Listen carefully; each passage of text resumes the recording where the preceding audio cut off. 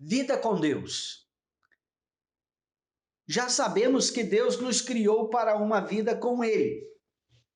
Isso significa que todas as atividades do homem não era para ser realizada de forma independente, mas em parceria com Deus. Quando nós lemos a palavra de Deus e vamos ler bastante, focalizar bastante, esteja pronto para ter a sua Bíblia consigo e também eu encorajo papel e caneta para você anotar e refletir depois, né? Gênesis capítulo 1, verso 26 a 28, diz assim: Também disse Deus, façamos o homem à nossa imagem, conforme a nossa semelhança. Tenha ele domínio sobre os peixes do mar, sobre as aves dos céus, sobre os animais domésticos, sobre toda a terra e sobre todos os répteis que rastejam pela terra. Criou Deus, pois, o homem à sua imagem. A imagem de Deus o criou. Homem e mulher os criou. E Deus os abençoou e lhes disse: Sede fecundos, multiplicai-vos, enchei a terra, sujeitai-a, dominai sobre os peixes do mar, sobre as aves dos céus e sobre todo animal que rasteja pela terra. Nós sabemos que Deus é supremo. Ele tem toda a autoridade, todo o domínio, ele é o criador de tudo que existe, toda a natureza, aquilo que nós conhecemos, aquilo que nós não conhecemos, aquilo que nós podemos ver e experimentar e aquilo que está bem longe, nunca passou pela nossa mente. E acredite, tem muita coisa que nós não sabemos que Deus criou. Agora, Deus tem domínio sobre todas essas coisas. Agora, interessante que quando Deus nos criou, Ele nos criou também para que nós exercêssemos domínio. Ou seja, Ele criou o jardim do Éden, criou todas as coisas e colocou o homem lá para exercer, como nós lemos aqui, domínio. Agora, esse domínio não era de forma aleatória, não era de forma independente, era com ele. E isso deixa o início da criação, né? Deixa bem claro essa ideia. Gênesis 2, verso 8, nós lemos lá: E plantou o Senhor Deus um jardim no Éden, na direção do Oriente, pôs nele o homem que havia formado. Deus, na viração do dia, e isso está em Gênesis capítulo 3, verso 8, aparecia lá para ter comunhão, para andar com o homem, para ver como que as coisas estavam acontecendo.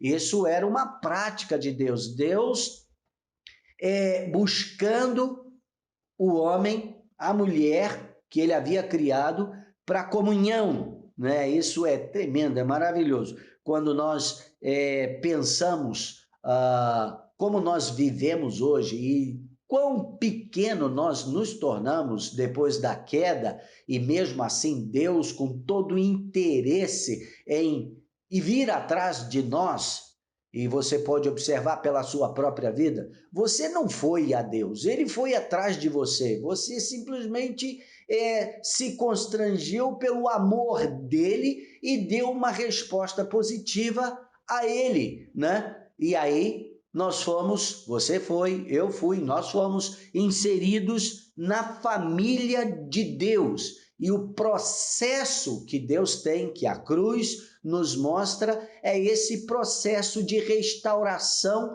para esta ideia que Deus teve lá no início, quando nos criou, ou seja, antes de nos criar, que tivéssemos uma vida com Deus, uma vida com Ele, né? O Éden, ele era um protótipo, ele era um modelo, era como o homem poderia ver aquilo que já funcionava para estender, continuar naquela mesma direção. Este foi o propósito do Éden. Não era para que o homem e toda a sua descendência ficassem no Éden, tanto que a palavra para Adão e Eva foi: multiplicai-vos, enchei a terra. não era enchei o Éden, enchei a terra. O Éden era esse modelo que Deus estabeleceu.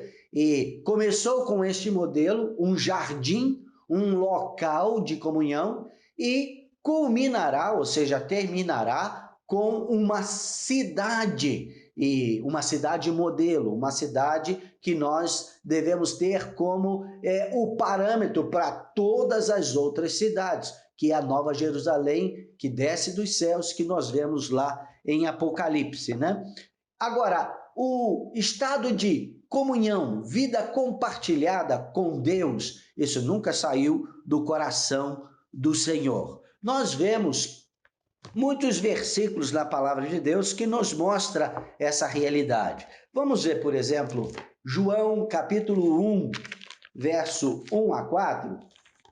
João 1, 1 a 4, que nos diz assim: no princípio era o Verbo, e o Verbo estava com Deus, e o Verbo era Deus. Ele estava no princípio com Deus. Todas as coisas foram feitas por intermédio dele, e sem ele, nada do que foi feito se fez. A vida estava nele, e a vida era a luz dos homens. Isso é o início de todas as coisas. Isso também não mudou. Todas as coisas foram feitas por ele, por intermédio dele, para ele, e a vida ainda continua sendo uma origem de Deus. Só existe vida nesta terra por causa de Deus. Ele é aquele que estabelece vida. Fora de Deus não há vida.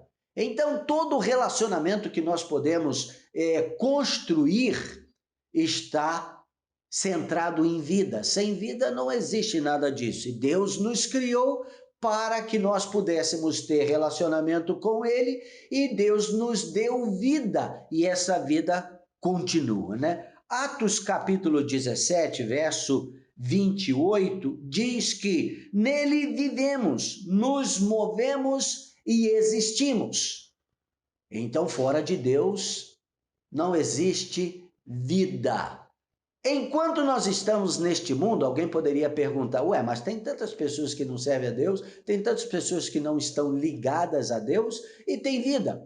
Tem vida porque Deus continua sustentando todas as coisas com a própria vida dele. Mas vida plena que continua para a eternidade, que é o princípio da criação, não existia morte nesse processo, só existe e só existirá ligados a Deus. Isto é a razão principal que nós precisamos anunciar essa verdade, a verdade que está inserida no Evangelho, para que todos tenham vida e vida em abundância. Nós precisamos desta vida para continuar. O pecado, nós sabemos, bagunçou tudo, né? O pecado, o que seria isso? Desejo por independência.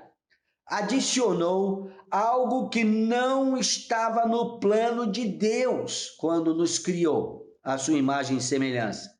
Não estava planejado para a vida do homem. E você poderia dizer, não estava planejado o pecado. Não, não estou tratando disso.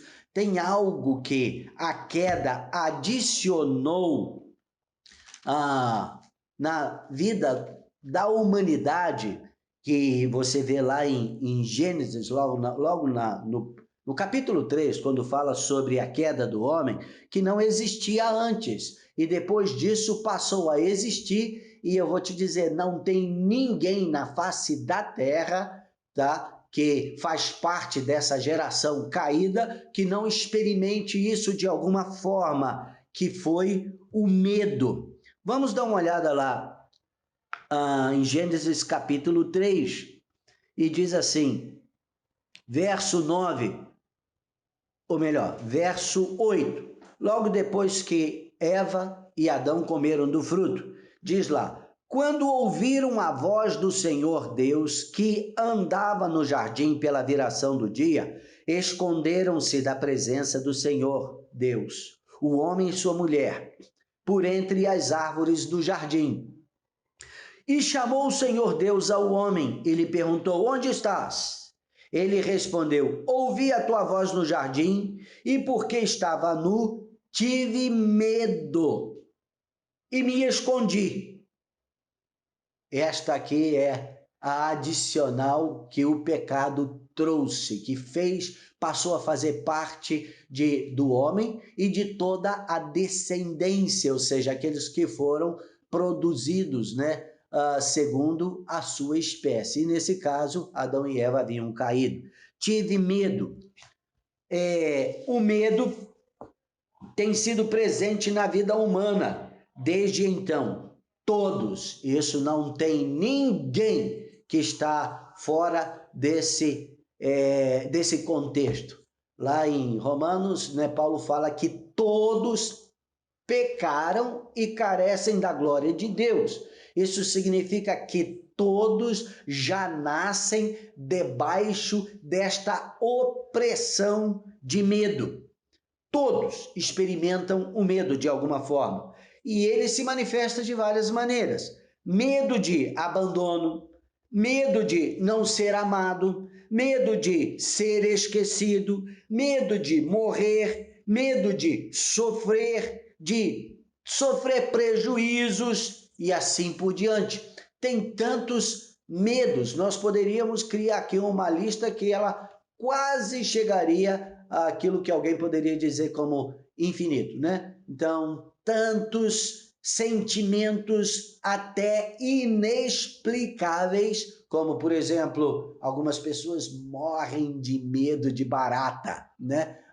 Outros de rato ou de insetos que, se você analisar bem, ele não tem capacidade de fazer mal algum a nós, pelo tamanho, pela circunstância e também pelo fato de que Deus, ele colocou em nós essa capacidade de dominar sobre todas as coisas. Mas vai explicar isso para alguém? Vai explicar. Alguns morrem de medo da escuridão e eu já conheci várias pessoas que só dormem com a luz acesa porque tem medo do escuro. Vai explicar isso? Não tem explicação. Isso tudo veio como consequência do pecado. O medo é a principal característica do pecado. Agora, o medo também atrapalha as nossas relações.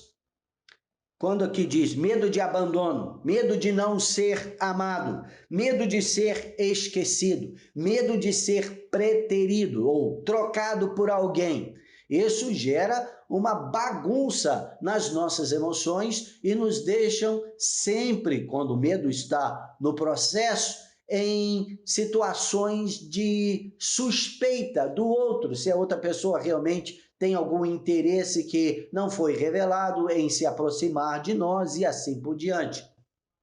Agora, pensa bem, se isso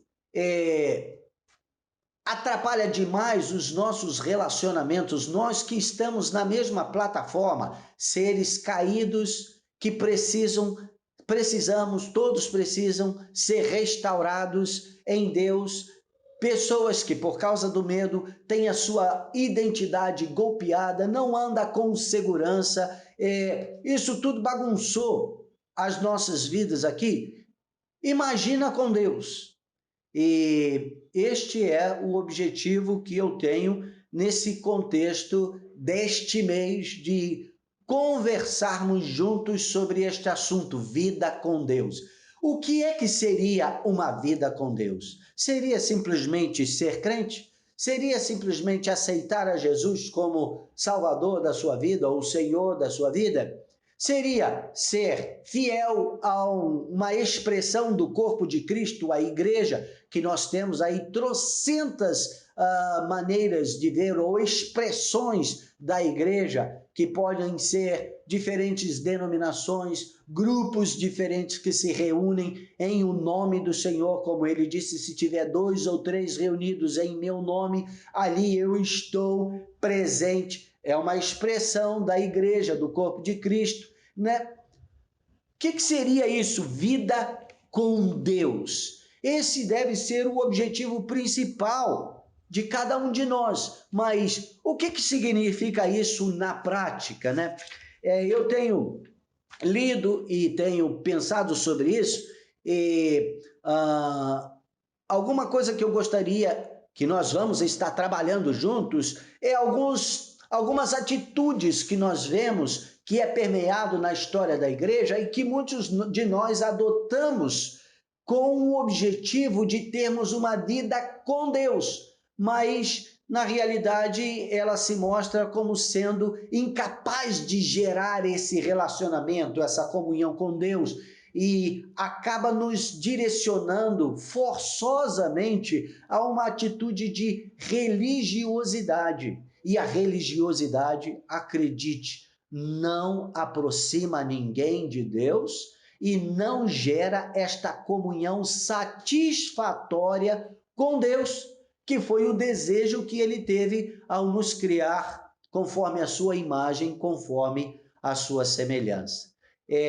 Quero repetir aqui, porque nós já estudamos isso antes, nós já vemos isso antes, né? Deus não nos criou porque ele sentia solidão. Não, Deus é família, Deus é completo em si mesmo. E por toda a eternidade, que nós não conseguimos definir para trás, tá? Deus viveu uma vida de relacionamento, uma vida de intimidade, Pai, Filho e Espírito Santo, que é o que nós usamos para determinar a trindade de Deus, né? Esta comunhão que Deus já vivia. E durante essas 4 semanas, né, que nós estaremos juntos, quer dizer, 3 mais pela frente, nós vamos dar uma focalizada no que significa na prática vida de Deus, e muitas pessoas estão buscando uma vida de Deus. Vida sobre Deus é uma outra atitude que as pessoas desenvolvem. O que significa isso na prática? Vida para Deus também é uma outra maneira das pessoas se relacionarem com a religião. E depois, vida sob Deus. Veja aqui as diferenças, né? De Deus, sobre Deus, para Deus e sob Deus. Todas essas formas diferentes que nós temos ou desenvolvemos na nossa religião, na nossa fé, na nossa caminhada com a palavra de Deus, na igreja, você vai, quando a gente estiver trabalhando sobre isso, explicando mais sobre essas diferenças, você vai provavelmente detectar, vai ver que muitos de nós temos atitudes assim e nós desenvolvemos isso com a melhor das boas intenções, mas descobrimos que temos uma certa frustração na nossa vida, ou seja, não obtemos aquilo que gostaríamos de obter, não obtemos aquilo que é o desejo do coração de Deus para nós. Temos que estar adicionando tantos outros artefatos na nossa caminhada com Deus, e às vezes isso passa a ser simplesmente produto que nós criamos, que não deixa de ser obras, né? E lá em Efésios capítulo 2, a partir do verso 8, que fala pela graça sois salvos. Isso não vem de vós, é dom de Deus, não de obras, para que ninguém se glorie. Por quê? Somos feitura dele, criados em Cristo Jesus para as boas obras, que Deus de antemão, ou seja, anteriormente a nós, preparou para que aquilo fosse parte da nossa vida. Isso significa que não tem nada que nós possamos adicionar por esforço próprio a nossa salvação ou ao nosso relacionamento com Deus que vai fazer a diferença. Não está baseado em nós. Eu me lembro que eu aprendi e já compartilhei algumas vezes sobre o sacrifício de Abel e de Caim, né? Está lá em Gênesis capítulo 4. Aquilo é a plataforma principal que nós temos hoje para toda aproximação de Deus ou religiosidade.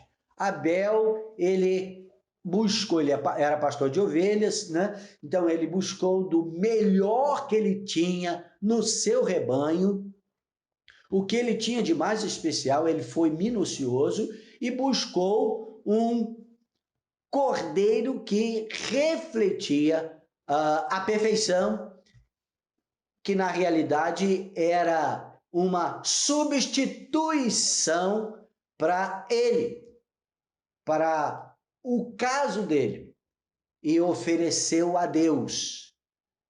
Em outras palavras, o que estava por trás da oferta de Abel? Eu não posso fazer nada que gere essa aproximação de Deus. Ou seja, eu caí num abismo e eu não tenho como sair desse abismo e voltar para o meu estado original. Eu preciso de um Salvador. Eu preciso de alguém que venha e me resgate de onde eu estou nesse momento. E aquele cordeiro apontava para Jesus Cristo, apontava para aquilo que João declarou: eis o Cordeiro de Deus que tira o pecado do mundo. Isso significa que Deus, se ele não movesse em direção a nós, nós não poderíamos fazer absolutamente nada para achar o caminho de volta. A oferta de Caim não tinha nada a ver pelo fato de que ele ofereceu sacrifícios de vegetais, ele era lavrador, né? Não era isso que estava por trás do significado. Significava, na verdade, que Caim estava dizendo para Deus: eu posso, através do meu esforço próprio, dar um jeito nessa situação, corrigir o que saiu de errado e voltar ao meu estado original. Essa era a atitude de Caim por trás da sua oferta. E Deus não gostou da atitude dele. Deus não gostou, não aceitou o sacrifício dele. Por quê? Não tinha nada a ver com o Caim em si. Tanto que no capítulo 4, você vai observar lá o que está escrito, né? Deus falando para Caim, no verso 6, quando ele ficou meio desanimado, porque ele viu que Deus não atentou para a sua oferta e caiu-lhe o semblante. Então Deus chega para ele e fala: por que andas irado? E por que descaiu o teu semblante? Se procederes bem, não é certo que serás aceito?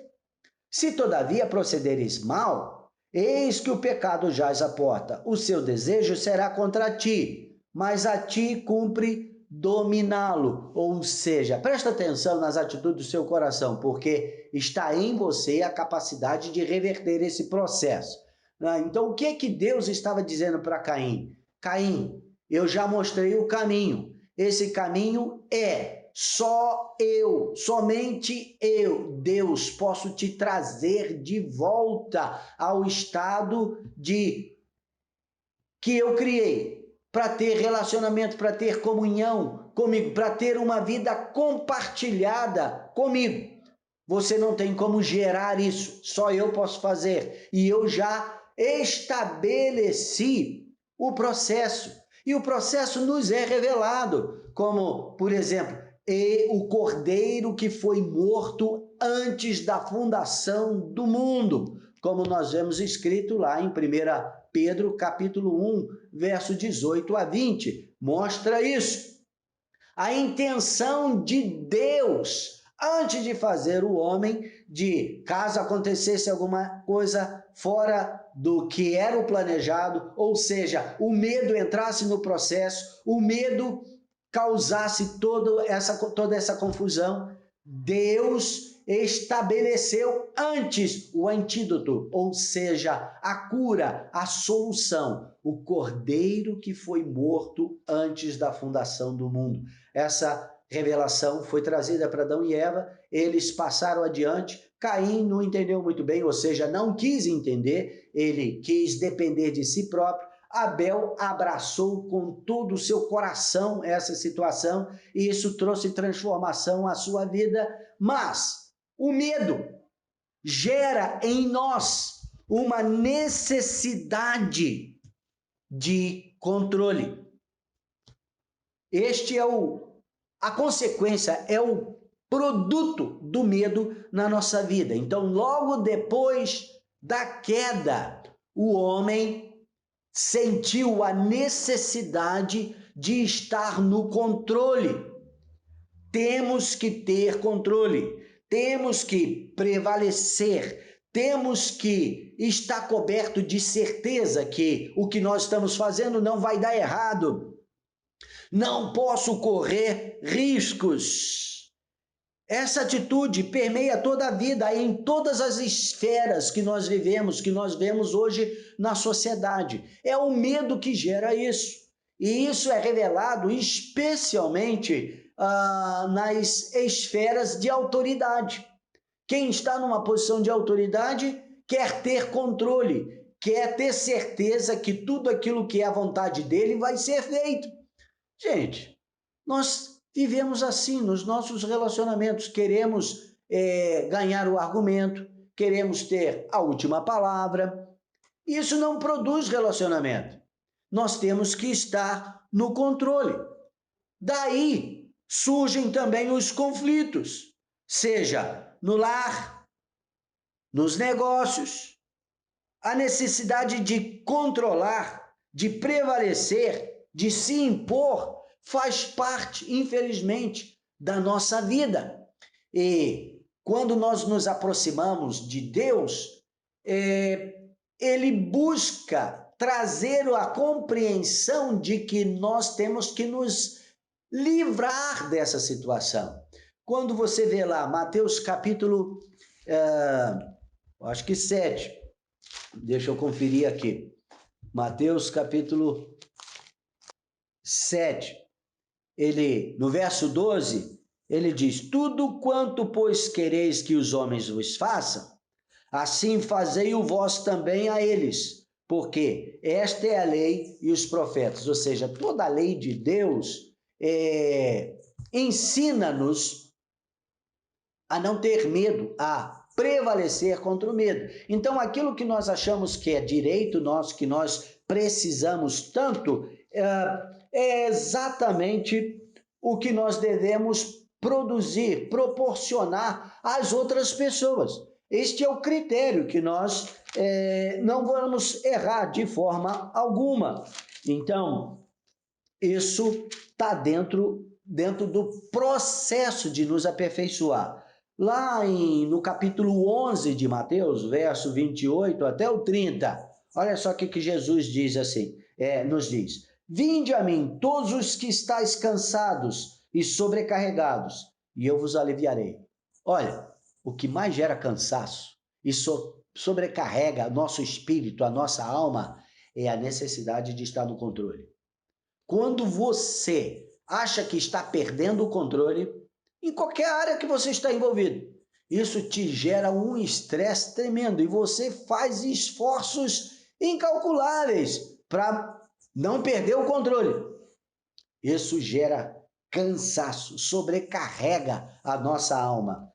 Aí o verso 29 ele diz: tomai sobre vós o meu jugo e aprendei de mim, porque sou manso e humilde de coração, e achareis descanso para a vossa alma, porque o meu jugo é suave e o meu fardo é leve.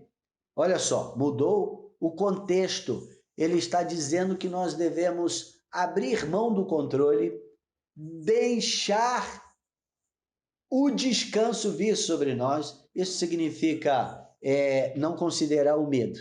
O que vai acontecer se eu perder o controle? Largar isso. Isso chama-se confiança. Isso gera descanso na nossa vida. Paulo também fala sobre isso e em vários lugares, mas eu quero citar apenas aqui Filipenses capítulo 2, que diz: se há, pois, alguma exortação em Cristo, alguma consolação de amor, alguma comunhão do Espírito, se há entranhados afetos e misericórdias, Completai a minha alegria, de modo que penseis a mesma coisa. Tenhais o mesmo amor, sejais unidos de alma, tendo o mesmo sentimento. Nada façais por partidarismo ou vanglória, mas por humildade, considerando cada um os outros superiores a si mesmo. Não tenha cada um em vista o que é propriamente seu, senão também cada qual o que é dos outros. Está lá em Filipenses 2, de 1 a 4. O que seria isso? O que Paulo está dizendo? Ele está dizendo exatamente que nós temos que largar mão do controle, largar mão dessa necessidade de prevalecer nas nossas ideias, nas nossas vontades. Não, não é isso. E ele está dizendo que alguém é superior a alguém? Não. Ele está dizendo que alguém é superior a mim? Não. Ele está dizendo que eu devo considerar cada um, ou seja, o outro, o próximo, superior a mim mesmo. Isso significa não tentar controlar, não tentar prevalecer sobre o outro. Isto gera tranquilidade na alma. Quando você não tem a necessidade de provar coisa alguma, quando você não tem a necessidade de mostrar que você sabe, que você é o bom, que tudo aquilo que você está fazendo pode confiar que é a melhor coisa que o outro pode achar. Não, não é isso. Deus está dizendo que nós precisamos entender quem nós somos, o nosso valor está nele, na maneira como ele nos fez, e tão é precioso isso que ele mesmo escolhe habitar em nós.